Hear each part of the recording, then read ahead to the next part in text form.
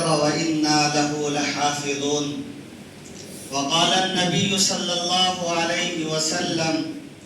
خيركم من تعلم القرآن وعلمه.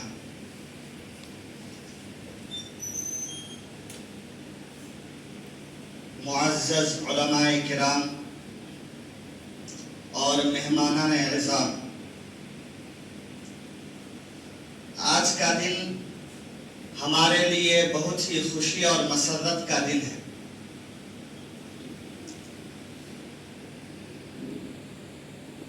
یہ مجلس بھی بہت محترم اور اس مجلس میں بیٹھنے والے بھی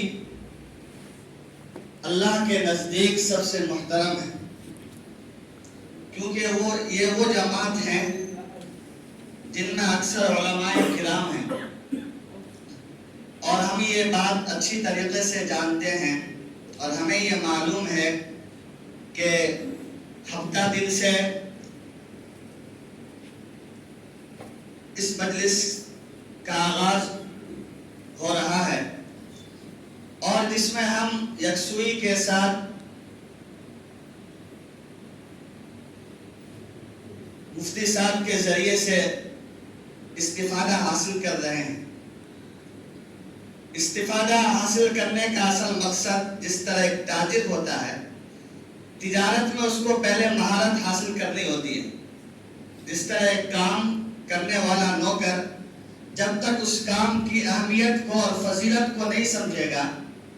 اس کام کو بہترین طریقے سے نہیں کر سکتا۔ یہ جو ہمارے ہفتہ دن کے اساتذہ کرام کی جو تعلیم جو مفتی صاحب کے ذریعے سے ہمیں یہ حاصل ہوئی ہے، یہ بھی ایک ہنر ہے۔ اگر ہمیں ان چیزوں کا علم آ جائے جس طریقے سے ہمیں مفتی صاحب نے بتایا، تو جس طرح ایک تاجر کو تجارت میں مہارت حاصل کرنے کی وجہ سے اس کو اس چیز کا نفع ان کے سامنے آتا ہے، تو اسی طرح ہم ان چیزوں میں اگر مہارت حاصل کریں گے تو سب سے پہلے اپنی ذات کو فائدہ ہوگا، اور ہماری ذات کے فائدہ کے ساتھ ساتھ ہمارے بچوں کو بھی فائدہ ہوگا اور پورے بستی والوں کا فائدہ ہوگا۔ تو میرے محترم بزرگوں عزیزوں، میں اپنی بات کو زیادہ لمبی نہ کرتے ہوئے کہ میں اس مجلس کا آغاز سب سے پہلے قرآن کی تلاوت سے شروع کرنا چاہتا ہوں، کیونکہ ہمارے بڑوں کا یہ طریقہ رہا ہے، کیونکہ اللہ کے نبی نے فرمایا کل کلام لا یبدأ فیہ بحمد اللہ فہو الزم،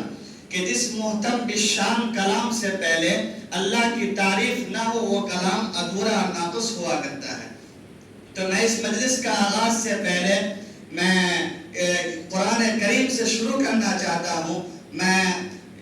قرآن کی تلاوت کے لیے برادر عزیز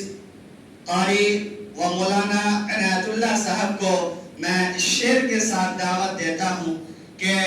زمانہ آج بھی قرآن ہی سے فیض پائے گا، زمانہ آج بھی قرآن ہی سے فیض پائے گا، مٹے گی ظلم و ستم جب سورج جگمگائے گا۔ میں عزیزم سے درخواست کرتا ہوں کہ آپ اسٹیج پر قدم رنجا ہو کر تلاوت فرمائیں۔